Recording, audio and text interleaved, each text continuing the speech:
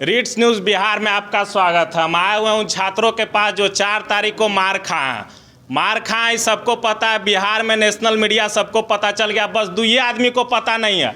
आपको पता होगा नीतीश जी को, तेजस्वी जी को पता नहीं है, काहे कि उनका लगता है घर में टीवी उवी नहीं चल रहा, मोबाइल नहीं चल रहा, तब भैया उनको पता नहीं है कि छात्रों पे लाठीचार्ज हुआ।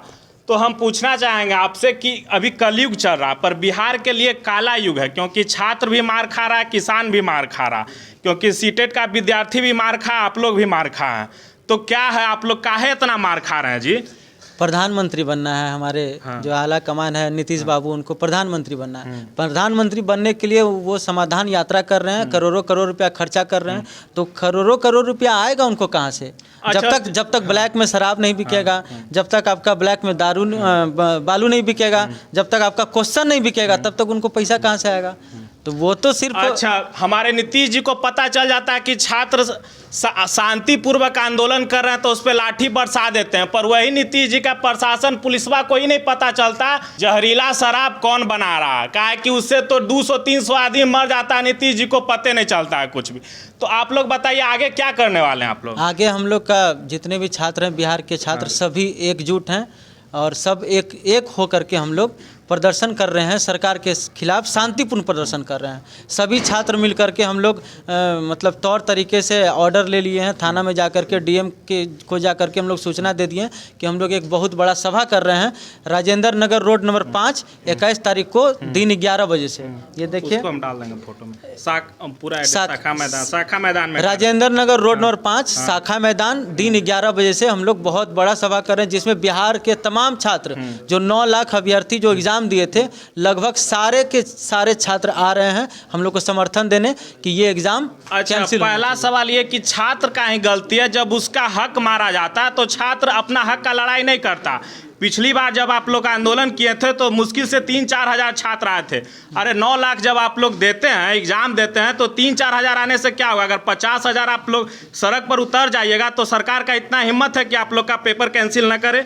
सभी छात्रों से हाथ जोड़ करके यही निवेदन है कि कल जितने ज़्यादा संख्या में हम लोग आएंगे, अगर कल ज़्यादा संख्या में हम लोग पहुंच गए मैदान में, तो समझिए कल ही हम लोग का जीत हो गया और कल ही सारा पेपर कैंसिल हो जाएगा। और कैंसिल कर भी देना चाहिए, क्योंकि देखिए राजस्व कर्मचारी जो श्री राकेश रोशन, उनको हिरासत में लिया गया है और ये लिखा गया है डीएम के द्वारा कि वो क्वेश्चन आउट में कहीं ना कहीं संलिप्त थे, तो उनको हिरासत में लेकर के, तो ये बहुत बड़ा सबूत हो गया हम लोग के लिए कि जब क्वेश्चन आउट हुआ है तो आप मान लीजिए 1 घंटा पहले, आयोग कह रही है कि 1 घंटा पहले, 1 मिनट पहले बोल रही है आयोग आपका कि 1 मिनट पहले आउट हुआ। हाँ, 1 मिनट पहले नहीं, हमको तो सुनने में आया 1 घंटा पहले। तो मान लेते हैं 1 मिनट पहले ही अगर मतलब आउट हुआ, तो मान लिए जो छात्र हैं जिनका 2 नंबर 3 नंबर की वजह से जो छूट रहा होगा एग्जाम, उनका तो निकल जाएगा।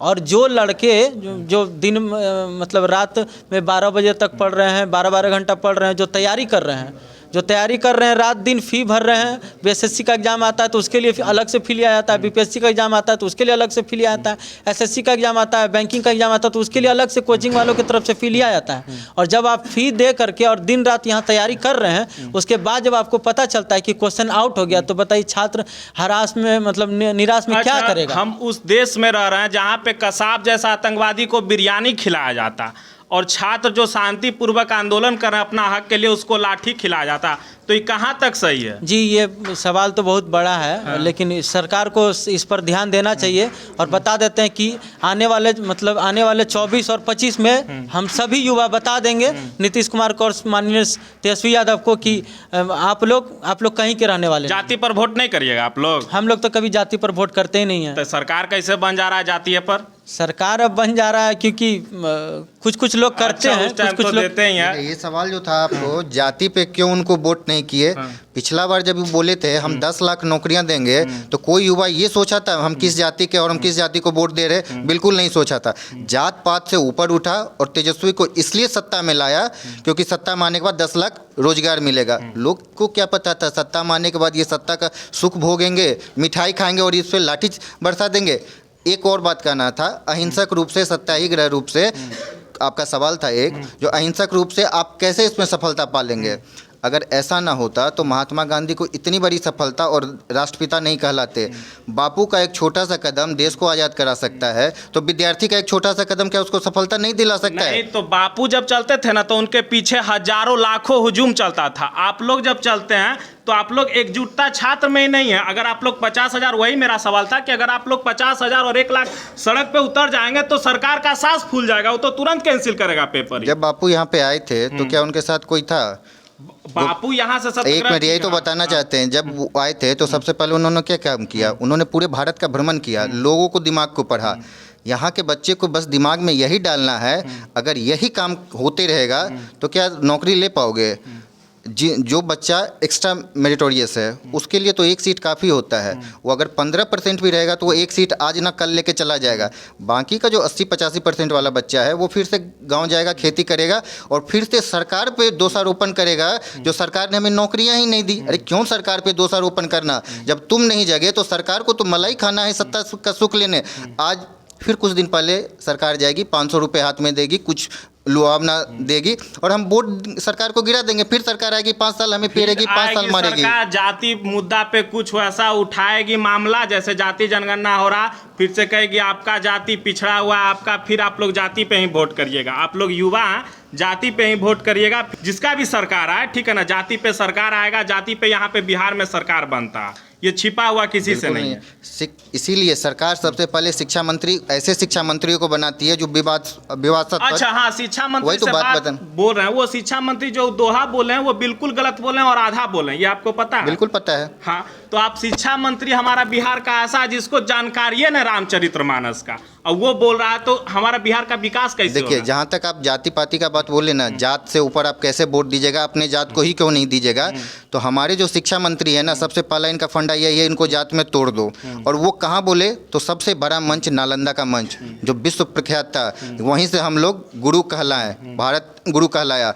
और उस मंच पे पहुंच के उन्होंने ऐसा बात बोल दिया जिससे कि आपस में ही हम लोग लड़ गए। यही तो उनका फंडा है, आपस में लड़ा दो, जाति के नाम पे वोट ले लो और बाकी फिर से 5 साल मलाई खाओ। तो यही चीज़ आजकल के बच्चों में शिक्षा का जो ये प्रवेश है वो होने नहीं दे रहे हैं। अगर शिक्षा पढ़ लेंगे तो सब जान जाएगा ये जात पात कुछ होता नहीं है, दुनिया में एक ही चीज़ इंसानियत होती है। वरना पीके फिल्म में बहुत अच्छा बात कहा गया था, अगर जात पात होता भैया तो ठप्पा मार के ऊपर से ही भेज देता तुमको भगवान। क्या ठप्पा लगा है? नहीं लगा है। तो ठप्पा कौन लगाता है? ये नेता ठप्पा लगाता है और हम आपस में लड़ जाते हैं उस ठप्पा के कारण। इसलिए सारे बच्चों को एकजुट होना होगा। नहीं होइएगा, कल आपके साथ ये होगा, परसों आपके आने वाले पीढ़ी के साथ होगा। अगर यही चलते रहा तो यही दुष्परिणाम होगा। 10% मेरिटोरियस सीट आज भी ले रहे हैं, कल भी ले रहे हैं और लेते रहेंगे। बाकी 85% पैसा पे जाएंगे, आप कुछ नहीं कर पाएंगे, वही गांव में रहेंगे, सरकार पे दोषारोपण करेंगे और फिर आके वही गांव में खैनी खाना है और गांव में लड़ाई करना है उस खेत के कारण। अगर आपको करना है तो बहुत अच्छा है, अगर आना है सरकार को जगाना है, युवा शक्ति दिखाना। हम जानते हैं बिहार सबसे बड़ा युवा शक्ति पूरे भारत नहीं पूरे विश्व के अगर सापेक्ष में ले लेंगे तो बिहार सबसे बड़ा युवा शक्ति है। और इसको एकजुट ये है, लेकिन सरकार तोड़ देती है, एकजुट होने नहीं देती। ये जानती है जिस दिन ये एकजुट हो गया ना, मेरी सत्ता हिल जाएगी। आप सोच सकते हैं वो शिक्षा मंत्री। अच्छा, सरकार आप बोल रहे एकजुट नहीं होने देती आप लोग को, तो ये गलती आप में ना है। सरकार तो आपका फायदा उठाएगी, वो तो फूट करो राज करो वाला नीति अपनाएगी। तो आप लोग एकजुट क्यों नहीं हो रहे हैं? आप लोग का हक मारा जा रहा है। एक चीज में अगर हक मारा जाता तो हम मानते, हर एग्जाम में आप लोग का हक मार लिया जा रहा। और चेकिंग तो वहाँ एग्जाम सेंटर में ऐसे होता है जैसे लग रहा है कि यही बात बच्चों के दिमाग में डालना है। तुम आज कहाँ पे हो, अपने आप को किस जगह पे रख के देख रहे हो। अगर तुम्हें लगता है हम उस स्तर पे पहुँच गए जहाँ पे मेरी जीवन जो है बहुत अच्छे से कटेगी, तब तो बहुत अच्छा है। अगर तुम्हें लगता है अगर मेरा यहाँ कुछ छूट गया तो मेरी पूरी ज़िंदगी संघर्ष में कट जाएगी, तो आज युवा के साथ हो जाओ। दूसरा, आतंकवादी, ये बहुत अच्छा बात बोले। अगर आतंकवादी पे इतना सजग होती है तो हमारी ये संवैधानिक बात है और प्रशासनिक बात है और देश की रक्षा के विषय में बात है। तो रक्षा जितना मजबूत करेगी, कोई भी देश अपने आप को मजबूत करती है। हमारी सेना भी बहुत मजबूत है, सजग है, हम उस पर सवाल नहीं उठा सकते क्योंकि सेना का एक स्तर अलग है, हमारी इतनी स्तर नहीं है जो हम उस स्तर पे सवाल उठा सके। देश के और राज्य की बात है यहाँ पे ये नेता लोग हमें आपस में लड़वा दे रहे हैं और किसी प्रशासन को कोई पुलिस वाला ऐसा नहीं चाहता जो हम डंडा बरसा दे।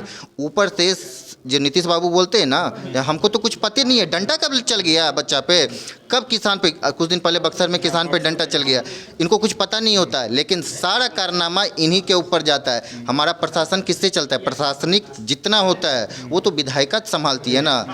विधायिका हमारी कमज़ोर हो चुकी है, हमारा सत्ता आज कमज़ोर हो चुका है। युवा को एकजुट होना पड़ेगा, युवा को दिखाना पड़ेगा। अगर आप नहीं सुनते, और अहिंसा में बहुत बड़ी ताकत है, कल हम लोग का पता चल जाएगा आगे का क्या प्लान है। अभी तो बता भी नहीं सकते क्योंकि हमें खुद नहीं पता है। ये सम्मेलन होगा, सभा होगा, उसमें कुछ जो भी मीटिंग में होगा फैसला वो आगे किया जाएगा। तो चलिए कल आप लोग जरूर आइए। कहा कि एगो फेसबुक पोस्ट अगर कोई जाति के नाम पर डाल देता है तो उसमें हजारों लाखों कमेंट करिएगा और लाइक करिएगा, शेयर करिएगा, पर आप अपना हक के लड़ाई के लिए एक बार सड़क पर नहीं उतरिएगा, समझे। पर कल जरूर आइए, आपका जहाँ पे एड्रेस बताया वहाँ पे आइए।